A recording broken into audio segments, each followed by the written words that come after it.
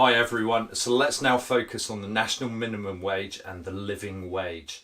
Now just to recap, remember the minimum wage is exactly as it sounds. It is a price floor for labour. In effect, it's a minimum wage that is legally has to be paid by employers to their labour force.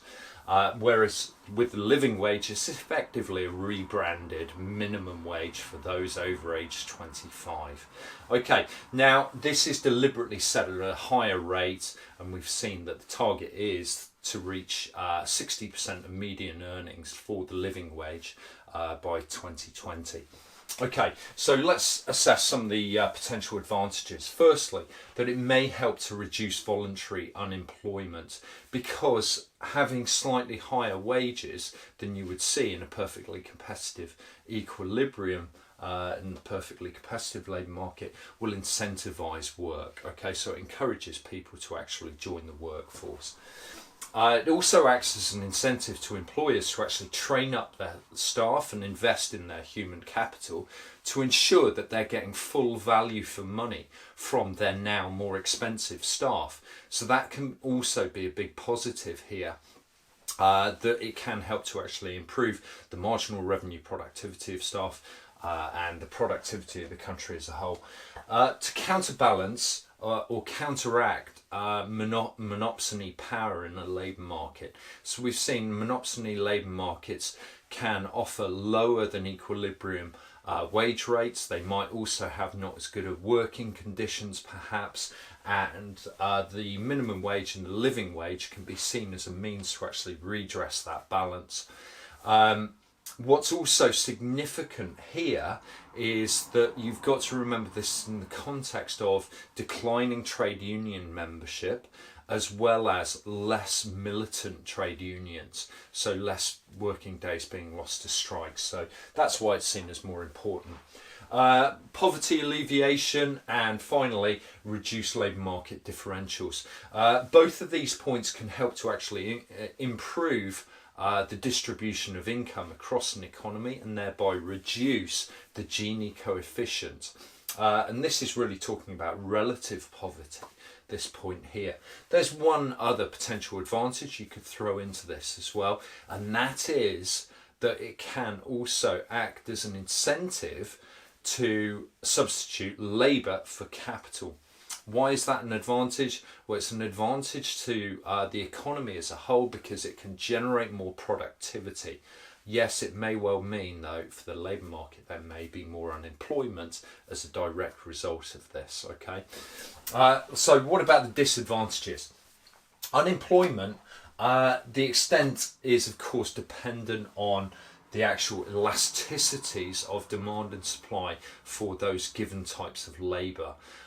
We've seen that particularly in a perfectly competitive labour market, that unemployment will increase when a national minimum wage comes into effect, and the extent to which that is a real negative depends upon those elasticities.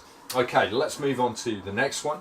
Cost to businesses. The cost to business, of course, will increase, and that's a significant point for many small businesses. Now, there are some tax breaks offered in relation to this higher living wage for small businesses, that they can have reduced national insurance contributions, for instance, okay, but that doesn't happen in the case of larger employers.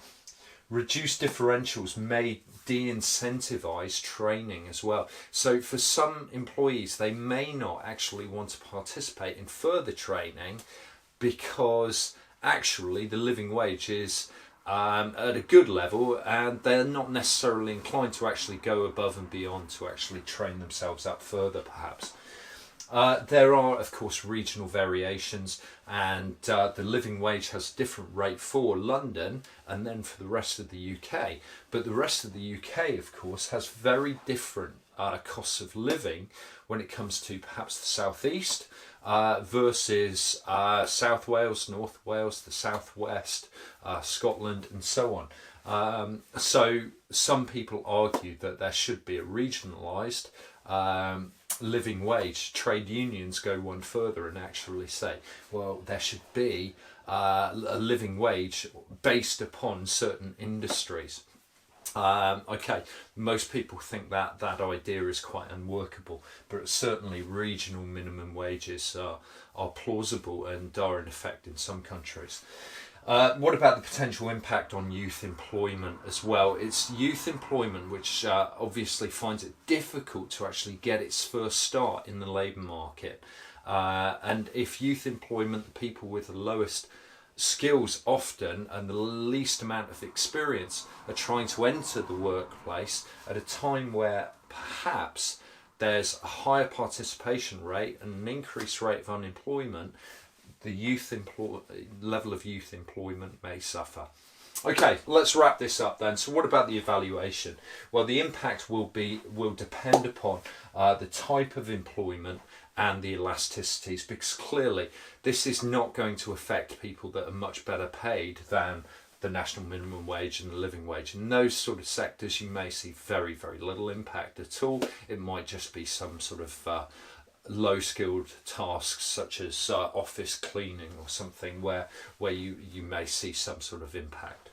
And the elasticities, of course, you've got to think about the diagrammatics of that. That makes that interesting. Will the national minimum wage just benefit second income earners? So there is an argument to be had that it's actually, in many middle class households, a second income. So it helps to provide a second income for already fairly well off households. Okay, so does that diminish its actual effectiveness? Yeah, and then we've got which labour markets actually dominate the UK economy. So which labour markets are more present? Why is that so relevant? Well, because that determines the likely negative potential impacts that this could have, and we've seen that those impacts can be greater in a perfectly competitive labour market in theory.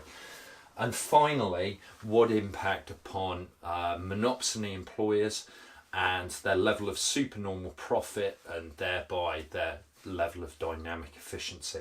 Don't forget we've got an increased cost base here, okay? So what impact will that have in the long run dynamic efficiency of the economy? Okay, so there we go guys, I hope that was useful. Thank